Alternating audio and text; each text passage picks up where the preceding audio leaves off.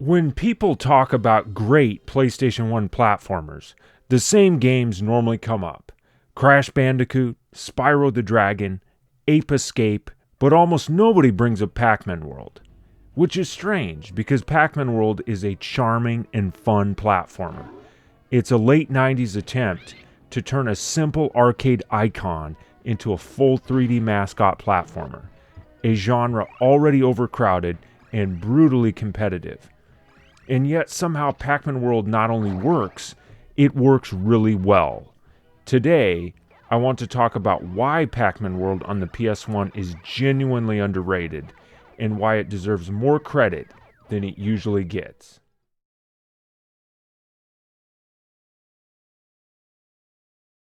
By 1999, mascot platformers were everywhere. Some of them failed. I'm talking about you, Bubsy 3D. Developers were struggling to translate 2D icons into 3D spaces without losing what made them recognizable. And Pac-Man, of all characters, seemed like a terrible fit. Pac-Man doesn't jump, he doesn't punch, he eats dots in mazes. So instead of reinventing him completely, Namco made a smart decision. They built the game around Pac-Man's identity rather than fighting it. Pac-Man World doesn't try to be Super Mario 64. It's slower, more deliberate, more linear, and that design choice is one of its biggest strengths.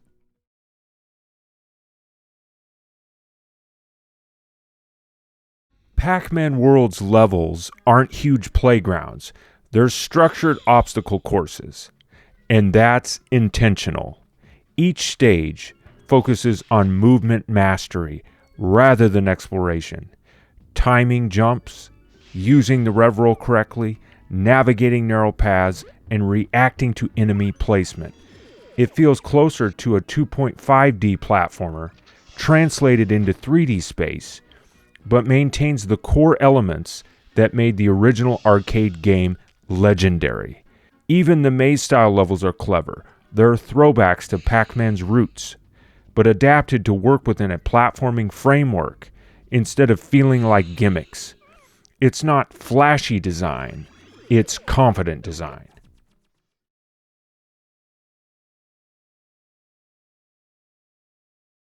Pac-Man has weight. That sounds small, but it matters a lot. His jump has commitment. His rev roll has momentum. His butt bounce gets air. The gameplay centers on Pac-Man navigating 6 themed worlds: pirate, ruins, space, funhouse, factory, and mansion. The space world is my personal favorite.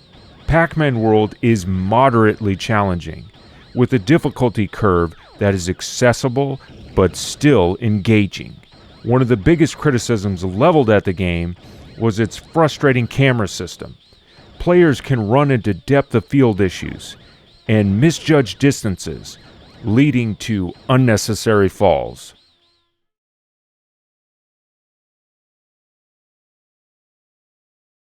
The game's bosses are mechanical parodies of Pac-Man's classic ghost enemies.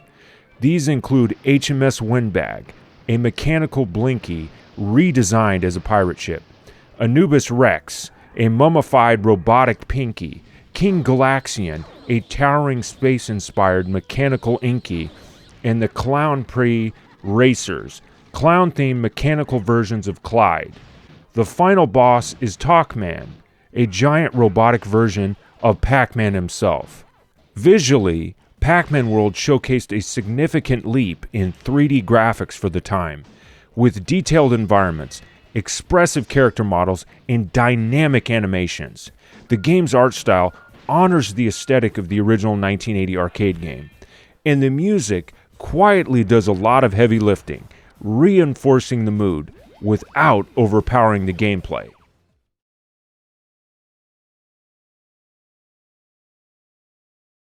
Pac-Man World was a commercial success, selling around 1.5 million copies, yet has been largely overlooked among the great PS1 platformers. Part of the reason lies in its turbulent development.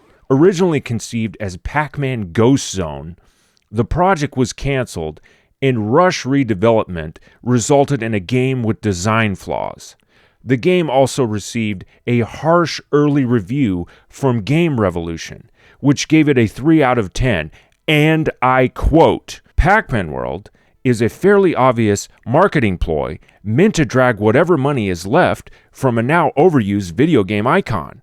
Pac-Man World wasn't revolutionary enough to overshadow its genre-defining masterpieces like Super Mario 64, Banjo-Kazooie, and Rayman 2, so it quietly succeeded, and then quietly faded into cult classic status."